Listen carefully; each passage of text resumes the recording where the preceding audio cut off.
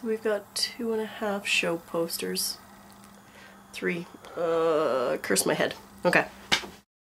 Hey Allie, it's Liz. And if you're visual arts, then I guess I'm theater. First things first, where are we gonna find a musician and someone in film? I mean, I have friends who are both, but I don't know that they want to take on a vlogging project with us. Sidebar, forgive me for any ambient noises today. My landlords are clearly trying to sweat me out of my basement suite, and so my window has to be open.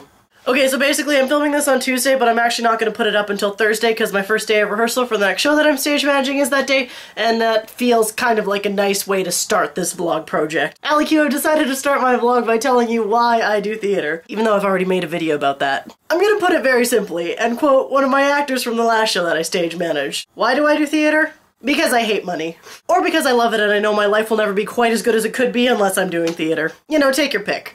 Allie Q, you know that I'm a stage manager, but I'm not sure I've ever actually explained to you exactly what a stage manager does because I tend to not want to bore people. But hey, this project was your idea, which means technically you've asked me. Stage managers are basically in charge of all the non-creative components in a show. Creative types don't like to be bothered with paperwork and all of the business end of things, and that's what a stage manager does. Stage managers are in charge of the prompt script, which is basically the show bible, but that's another video on its own. They're in charge of making sure that absolutely everybody in the production knows absolutely everything that is going on. They're in charge of figuring out all the problems that are happening and fixing them before anybody has figured out that they've gone wrong. Or as quickly as possible after. And once the show gets started and the director has gone off to their next contract, the stage manager is in charge of the show, making sure that it maintains all of its artistic integrity that the director originally intended for it. This means that the stage manager spends more time at the theater than anybody else in the production. Stage manager's there at least an hour early and probably there an hour afterwards, if not more.